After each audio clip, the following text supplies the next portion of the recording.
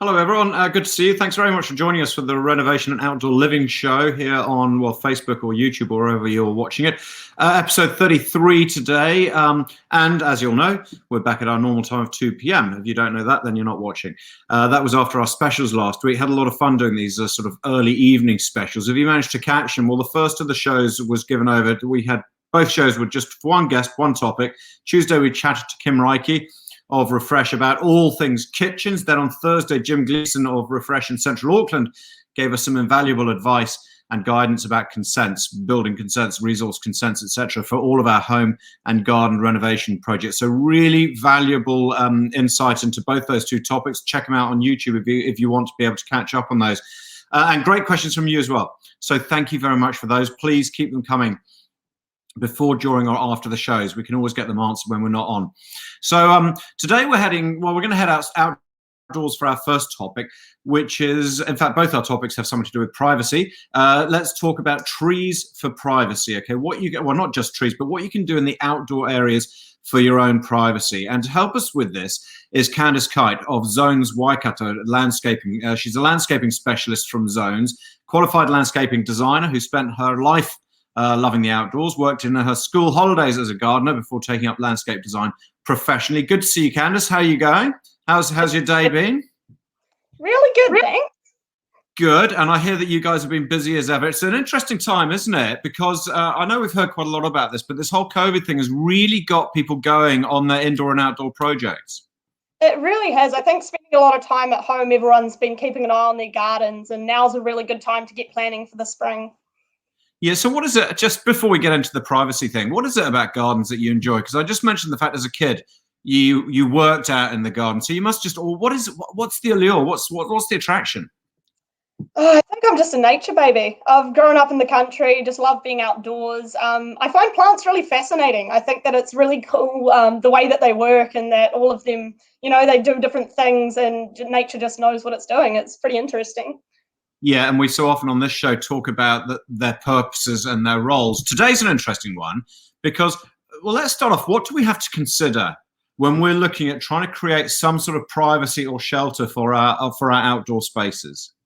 So something that definitely needs to be considered is what boundary you're on. So if you're going to be on the north boundary, you want to be thinking about how tall something's going to grow so that it's not going to be blocking your sunshine coming in. But also if it's on the south boundary, you need to consider how much sun it's going to get and if it's a plant that can survive in those conditions. But then there's also the other conditions that are involved. So if you're in a frost zone, if it's somewhere that's going to have quite changing weather and things that are going to be able to handle that, and also the soil, what type of soil you have, if it's got good drainage, good nutrients for the plants, that sort of thing. All of those conditions can really affect the plants themselves and if they're going to be able to grow there. But then also you've got to think about the spacing and see how much space you've got to work with, something that's not going to intrude a lot on your pathways, or, if it's a skinny space, you need a skinny plant. If it's a wide space, you can go for something a bit larger. So there's quite a few different things to consider with that. Yeah, interesting, isn't it? Actually, Tony Carroll's just tuned in and said, TV1 presenter, hi. No longer TV1. I'm now Renovation and Outdoor Living TV. But hey, Tony, thanks very much for joining us. Probably the first time you've visited us. So that's interesting at Candice, because long gone are the days when you simply think, oh, I've got one type of hedge, I'll plant it all the way around the property, all the way around the boundaries. Nowadays, you have to think about each different side of the house and various aspects. Definitely, yeah. And there's so many different species that are available with hedging as well. So some really good examples of those are pittosporum hedges. That's got a nice small leaf and you can trim them quite small, but you can also let them grow very large if you wanted them to. Camellias bring an option of colours, so you can choose from a range of flowers for those ones. And also another good option is Grisilinea. That's one that you'll probably see around quite a lot, and it's a very reliable plant. Can grow very tall if you want, but it's also evergreen, so it stays all year round. What's the one which seems to be prolific around us at the moment? That it grows really fast, and when you allow it to grow out, it comes out into a slightly reddy type of leaf. But when you cut it back, it's just green. Do you know what I'm talking about? Little leaves. I know the one you're talking about, but the name of it is not coming to mind, unfortunately. Okay. Because Because I've noticed. Look, here's the thing. Let's say you've got a hedge which is, I don't know, it's lost form, it's got a bit tired or whatever.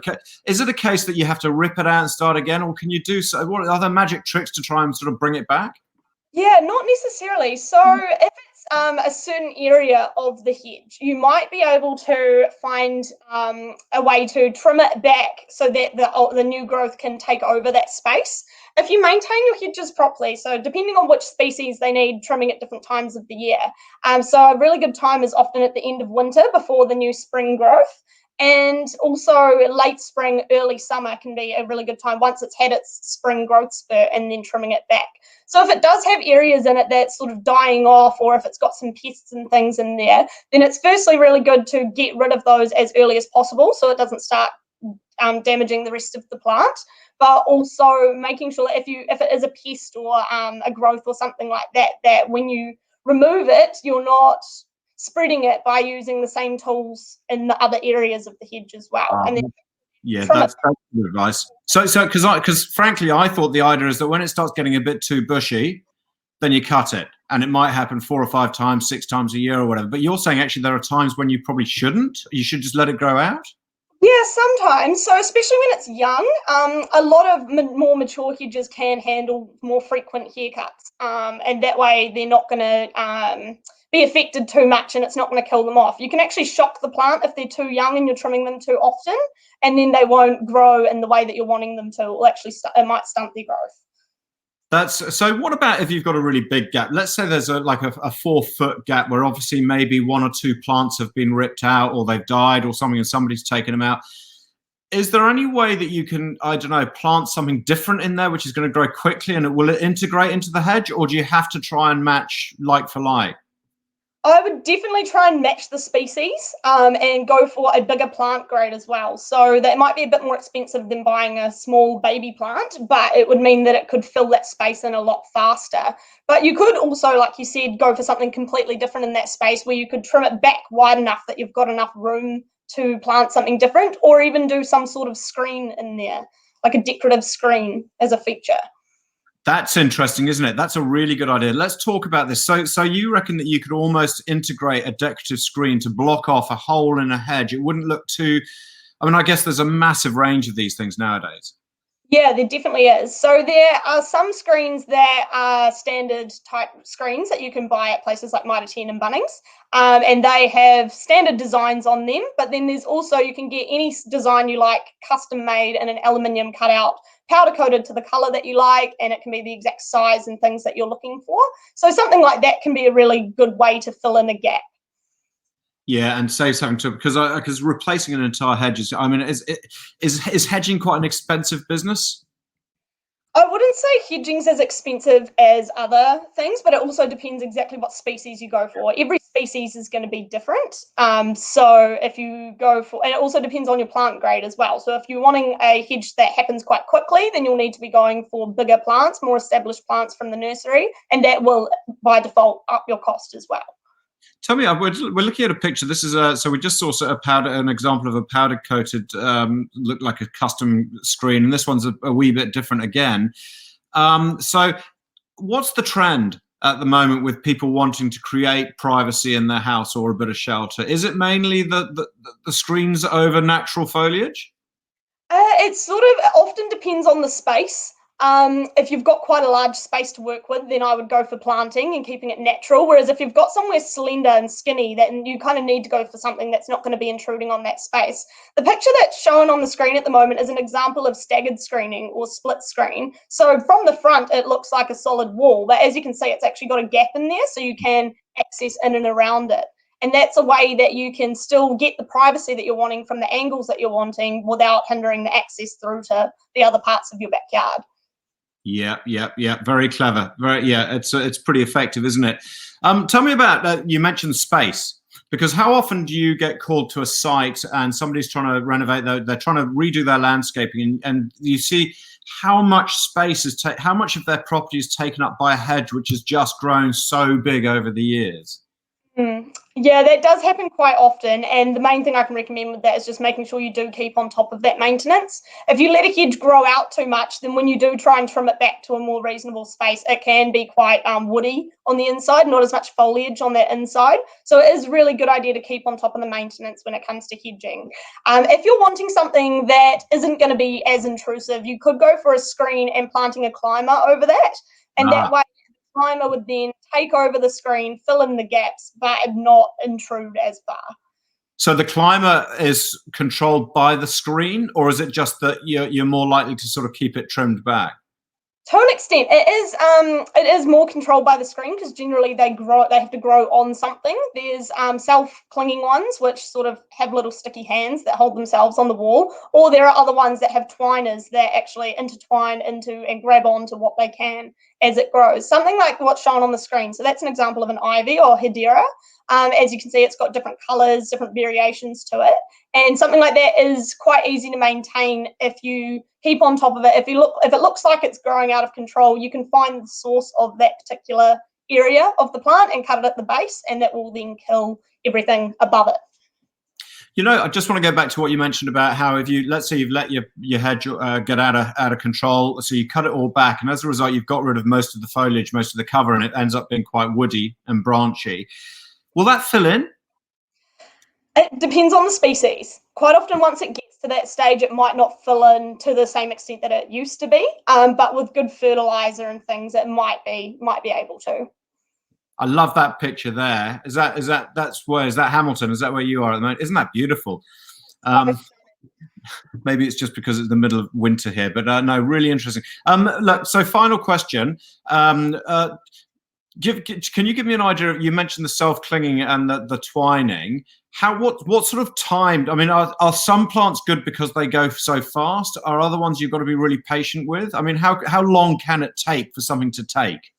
Yeah, each plant has its own, it'll be able to tell you, especially if you speak to people in the nursery, which plants will grow faster than others. But when it comes to climbers, Hedera is a very fast growing one, which is a good option. Creeping fig or a ficus, that is one that is also quite fast growing, and it's a smaller leaf and a lot more flat than Hedera would be. And star jasmine it takes its time a little bit, but it's evergreen. So once it is there, it is really stunning. So it's worth the wait. Yeah, fantastic. Really good advice. What's this? What is this? Which I'm not even going to try and guess, but it looks like little stars on it. What's this called? Star jasmine, that one. Oh God, I should have just gone with it, shouldn't I? Sherelle's just written in saying, was I talking about buxus? No, I wasn't talking about buxus. I can't remember what it is, but it's everywhere around our property at the moment, and I'm wondering whether that's what I should be using. But anyway, hey, look, Candice, thank you so much for giving us some time this morning. This afternoon. I could chat for hours, but we'll have another chat later in the series about something else. We'll dig out of you one of your other passions, but really good advice on privacy around the garden and very quickly, what would be your best natural wind protector? Depends. I would probably go for some sort of pleached hedge. That way, if you've got a fence in behind it, then the pleaching will bring the height of the hedge up and the foliage will be a lot higher than the fencing level. And that way you get a lot more wind protection without having to increase the height of your fence. Because fences, as you can imagine, they're a solid wall. It's a really good way to protect from the wind. But going for any sort of pleached hedge can be a really good option. Tea toki, ficus, hornbeam, those sorts of species, they grow nice and tall and make really good coverage. Awesome. Brilliant. You passed. That was a trick question at the end. No, brilliant. That's Candice Kite. Thank you so much for giving us some time. Really good to see you. And now, so that's us covering off the privacy in the garden. What about in the house? So let's move indoors. How can we best keep those prying eyes from seeing everything going on through the windows and through the glass doors? Well, the options when it comes down to your blinds and curtains are vast. So to narrow down the essentials for us, we've got Jamie Harris coming along from Vanlerie. So Jamie, born and bred Cantabrian. He started his career with instant floor coverings. Then his father quickly moved to customer care. Now that was with his father. Then he moved to customer care. He put into color coordination skills to help clients select the right products for their homes. Spent 10 years in Australia with floor coverings. But this is when window coverings became a big thing, particularly, and outdoor awnings, because of course the Aussie climate, we're going to spend a lot of time looking at that. And that's the opportunity he saw when he came home again and moved into 2020 in Christchurch. So now, Jamie, customer satisfaction, I've read your website. It's your driving force. So that would make you a good, because Venlery, I mean, it's been around for a while, the company, hasn't it? Yeah, Royden, how are you? It was actually established in 1966 in Auckland. Family business. Started off with cleaning Venetian blinds and repairing them. The name Venlery is quite a catchy one too. A lot of people think it's European. It's got some Italian, some French. A lot of people not too sure, but it's actually short for Venetians Laundry Repair. So Venlery. Venlery, Venetians Laundry Repair. There you go. Thanks for that. Hey, now, so I mentioned the fact that there are so many products on the market. So how do you start off working with a customer? I mean, I imagine a lot of the time they come, you're obviously in the showroom there, so a lot of time they'll come in, but surely you have to go to a house to be able to sort of really work out what they want. Well, exactly. I mean, the good thing with Venlery is we are a mobile service. So we come to the home packed with vans full of samples, and then we can sit down with the client, discuss exactly what they want from their window coverings, because there's such a wide array of different types of blinds and curtains available, and everyone doesn't want the same thing.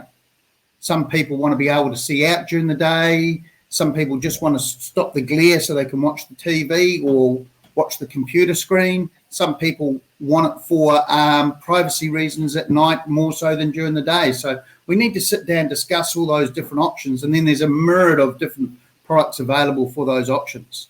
So do you start? That's interesting. So which way round? Hi, Jane. Jane's just tuned in. Good to see you. Hey, so which way round you do it? Do you look at what do you want practically, and then we'll match it. We'll find a way to make it work with your design, because as I mentioned, your color coordination. Or do you go the other way and say, we know what you want it to look like, these are the options, and hopefully they'll work for you? Or is it it's a bit of a combination of both, Royden, but mainly it's practical first, and then the design comes from there. But then some people want the design more than they want the practical.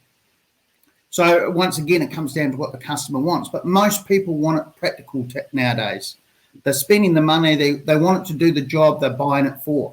So there's a huge array of different types of blinds for protecting from sun that can go from something plain to something quite spectacular. And those are the different. See, this particular product that's up here at the moment, that's a honeycomb blind, which thermally is excellent. There's thermal, there's filters, and that's a top down, bottom up. So you can still have a bit of privacy during the day, but you still got light coming through.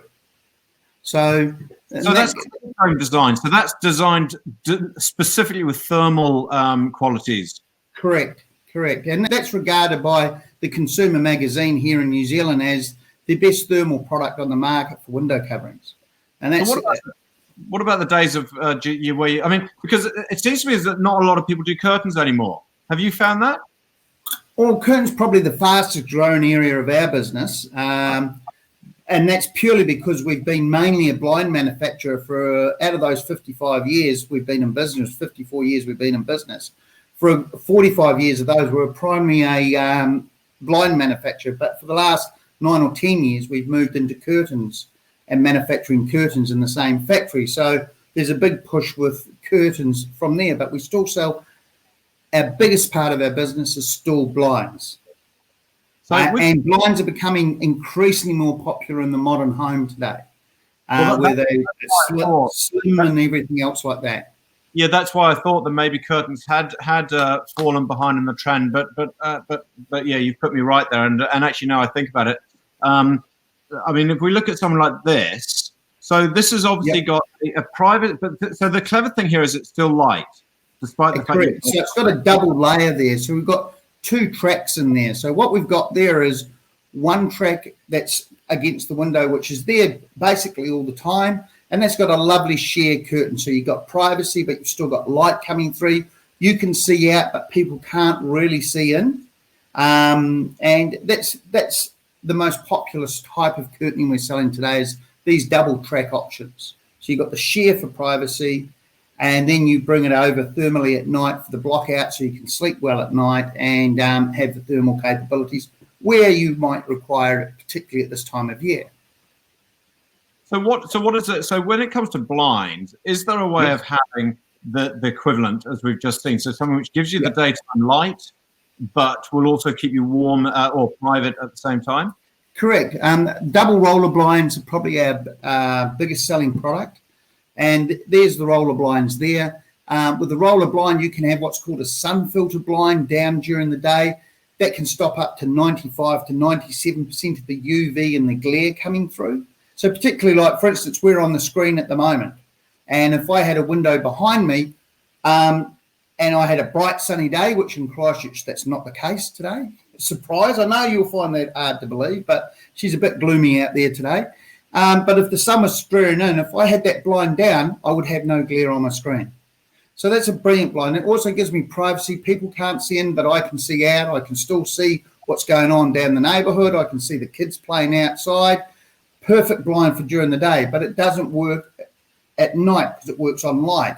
So it works in reverse during the evening. So if the lights are on in the house, it's dark outside. Everyone can see what we're up to and dancing on the tables at night. But, oops, sorry about that. From there, we can't actually, bit of a malfunction there. So from there, we then pull down a double roller blind. So we bring the block out down at night. And that'll give you your thermal capabilities, give you the block out. No one can see in at night time. So you get the double whammy. You get perfect for during the day and perfect for during the evening. And that's with the roller blind. Okay, no, it's a good thing you don't make tabletops because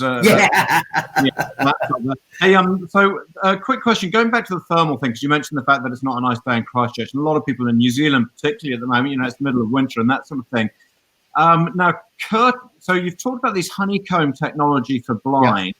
How effective are they compared to something like, I guess for curtains, is it still about putting a thermal back onto your curtain? Yeah, definitely. So there's some excellent thermal backs and they're available for the curtains. We like to use a range called Precision for our linings. They give it a nice thermal capability. You can put a high torch behind it. It won't glow through. So that means you can sleep in a little bit in the morning. I mean, goodness gracious, I'd like to be able to sleep past 7 o'clock in the morning, but if it gets light, you won't have that coming through. And also, it stops the heat loss. So that's your thermal for the curtain, and they do an excellent job. But the honeycombs, according to the Consumer Mag, rate higher than that. Oh, wow. So quite a surprise to us. That came out about June, July last year. And since then, the honeycomb market has just exploded because of the thermal capabilities. So, but it's a little bit different being in a 100-year-old villa with single glazing, wooden joinery and leaks all over the place compared to a modern new home with good insulation. The capabilities of what you require for one to the other is different. Yeah. And starting with you guys actually going into the home and saying, look, this is just it's not worth spending that money on this to solve this problem in this home. You may as well look at X, Y, and Z as alternatives. That's really good. Very quickly, we talked curtains. Obviously, you can black out. It's easy. You get nice material, dark material. It's going to black out. Blinds, it's not so easy. What's your best solution for being able to sleep in with blinds? What's your best blackout blind solution? The best blackout is we have a brand new product called Screenaway. It comes in a track. There's absolutely 100% no way any light will penetrate through it. It's got a tracking all the way around the sides, so no light will come in through the sides.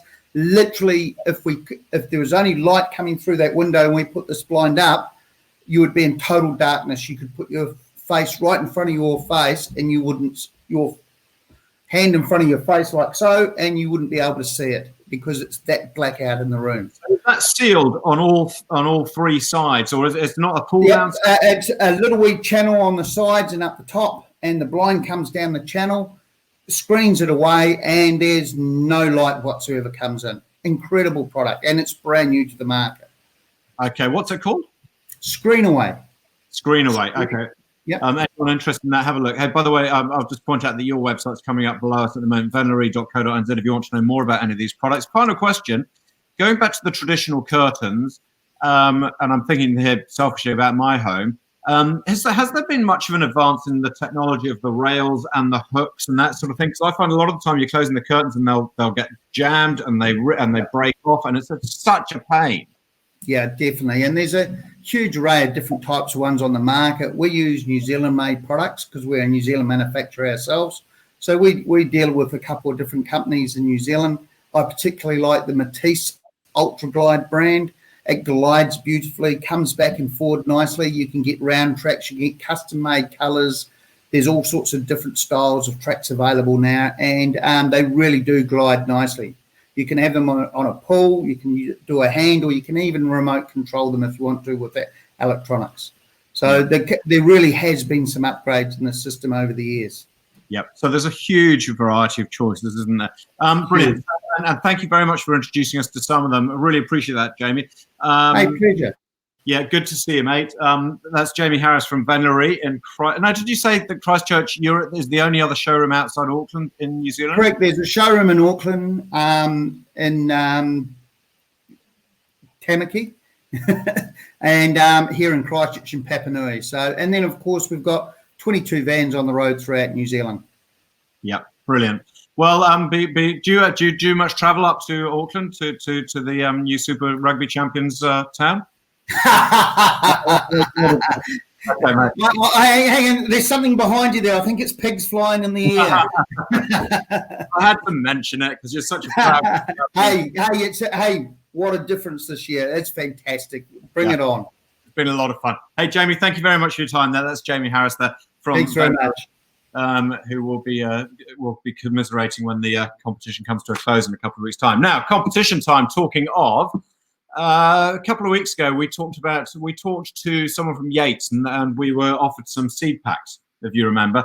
Now, these collections of packs are perfect. The reason why they've chosen these for us is because they're perfect to get in at the beginning of August. You can get them sowing almost right away, from, as you can see, shallots to snapdragons. Oh, there's a huge, I'm not going to go through it, radishes, etc. So we got 5 packs to give away. We asked you to tell us who the founder of Yates is, and the founder was Arthur Yates in 1883. We also asked you to tell us why you would want to win the seeds, or some of you did tell us.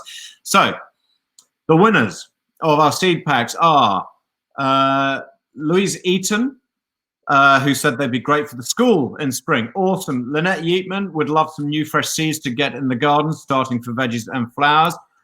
We've got Patricia Thompson. Well done, Patricia. You've got 4 of the Arthur Yates books. We use them a lot to look up garden hints. Would love this awesome prize. You've got it. Robin Mercer Hall, thank you for the opportunity to win this. I'm a keen gardener, have a huge garden. And Lillian Martin, who says, I get the biggest thrill watching a seed sprout. It's like, yay, I did it. Awesome. It must take a while, though, sometimes, Lillian. You must spend a lot of time in the garden watching. I know, I get what you're saying. But well done to you 5. We'll send out those seed packs to you. Maybe you might just have to, we'll get a hold of you. You might just have to drop us your details through Facebook or something. So we're back to the top 10s this week. The Tuesday top 10 has nothing to do with renovations. It's the top 10. And the reason why I did it is because they're just so ridiculous. The top 10 these are genuine church signs outside churches in the US, okay? And number 10, we've got... free coffee, everlasting life has the, sorry, I'll try and read this properly. Free coffee, everlasting life. Yes, membership has its privileges. At number 9, it's the saving place. Walmart is not the only saving place. Well done, Jim, the pastor there. Number 8, the first baptism. This is the Lone Grove in Oklahoma. If God had a refrigerator, your picture would be on it. As in Lost. Yes, somebody who's lost. I guess that's the point of that. Now, number 7, I'll try and work these out. I'm sure I did at the time. Try Jesus. If you don't like him, the devil will take you back. That's pretty self-explanatory. And number 6, I kissed a girl. I liked it. Then I went to hell. Would that frighten you into going to the Havens Corners Church? At number 5, we've got, you may party in hell, but you'll be the barbecue. That's a little pointed, isn't it? At number 4, no, I can't remember which church. The First Reformed Church of Bethlehem. Keep using my name in vain. I'll make rush hour longer. Now that would win a lot of Aucklanders over. You might find there a queue outside the church on a Sunday. At number 3, when correct spacing makes all the difference. God is nowhere, or is God now here? There you go. And at number 2, we've got Don't give up. Moses was once a basket case. That's the first covenant church. Very clever. And at number one, the number one most ridiculous sign in the outside a US church that I could find was, what won't work? Staying in bed shouting, "Oh God," does not constitute going to church. That's the Diocese of Galveston in Houston. There you go. Utterly ridiculous. Hey, good to see you all. We'll be back the same time Friday, 2 p.m. Look forward to seeing you then. Bye-bye.